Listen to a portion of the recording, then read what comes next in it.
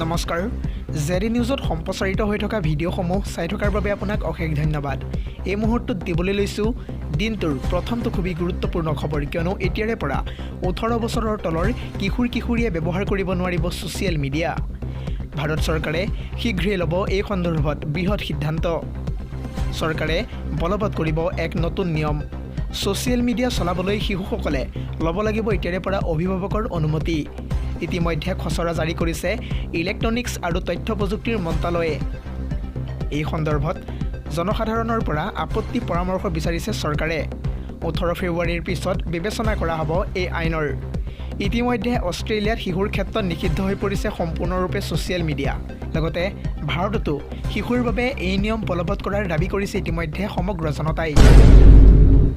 পৰৱৰ্তী খবৰটো হৈছে আন এটা গুৰুত্বপূৰ্ণ খবৰ, কিয়নো ন্যায়ালয়ৰ নিৰ্দেশৰ পাছত পঞ্চায়ত নিৰ্বাচনক লৈ মুখ্যমন্ত্ৰী ডক্টৰ হিমন্ত বিশ্ব শৰ্মাই কৰিলে বৃহৎ ঘোষণা।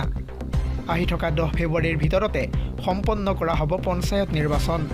সময়মতেই অনুষ্ঠিত হ'ব এইবাৰৰ নিৰ্বাচন। আহি থকা 6 জানুৱাৰীত ন্যায়ালয়ৰ পৰা ভাল ফলাফলৰ আশা কৰিছে মুখ্যমন্ত্ৰীগৰাকীয়ে। আহি থকা 9 বা 10 তাৰিখে জাৰি হ'ব পাৰে পঞ্চায়ত নিৰ্বাচনৰ অধিসূচনা।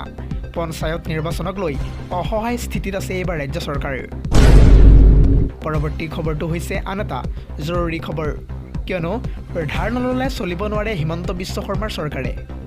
প্ৰতি মাহতেই ঋণ লৈ চলি আছে ৰাজ্য চৰকাৰ। বছৰৰ আৰম্ভণিতে পুনৰ ৰাজ্য চৰকাৰে ল'বলৈ ওলাইছে ঋণ। আহি থকা 7 জানুৱাৰীত ৰাজ্য চৰকাৰে ঋণ ল'ব 500 কোটি টকাৰ। চৰকাৰী বণ্ড বন্ধকত থৈ ঋণ ল'ব ৰাজ্য চৰকাৰে। ঋণ নিৰ্ভৰ ৰাজ্য চৰকাৰ এতিয়া সম্পূৰ্ণৰূপে বলীয়া হৈ পৰিছে। হিতাধিকাৰীক সন্তুষ্ট কৰিবলৈ ধাৰৰ উপৰি ধাৰ লৈছে হিমন্ত চৰকাৰে। অতি ভয়ানক দিশত এনেদৰেই এইবাৰ অগ্ৰসৰ হৈছে অসমৰ অৰ্থনীতি। তেতুগুৰিলৈকে ধাৰত পোত গৈছে হিমন্ত চৰকাৰ। ৰাজ্য চলাবলৈ টকা নাই এইবাৰ হিমন্ত বিশ্ব শৰ্মা চৰকাৰৰ।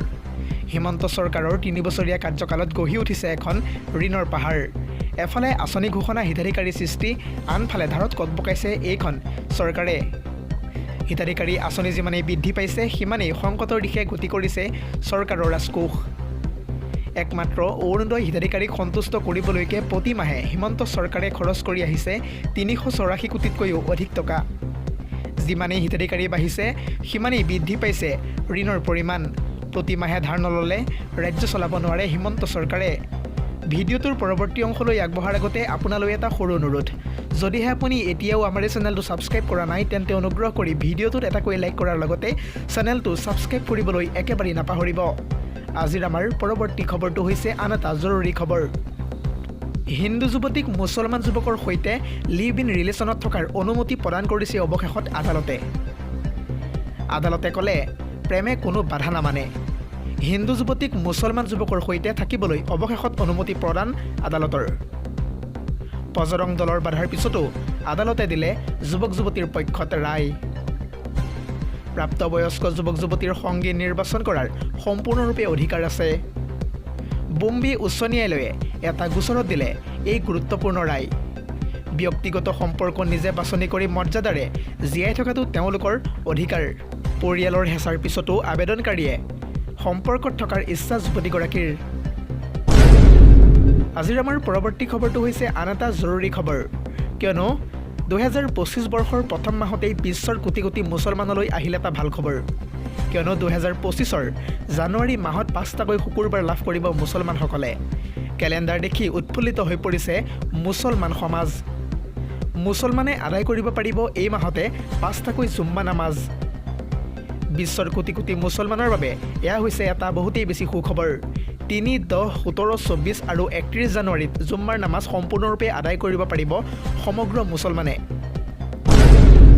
আজিৰ আমাৰ পৰৱৰ্তী খবৰটো হৈছে আন এটা বহুতেই বেছি গুৰুত্বপূৰ্ণ খবৰ, কিয়নো প্ৰতিটো জনজাতীয় এলেকাৰ লোকৰ পৰা উচ্ছেদ কৰা হ'ব অচিনাক্ত লোকক।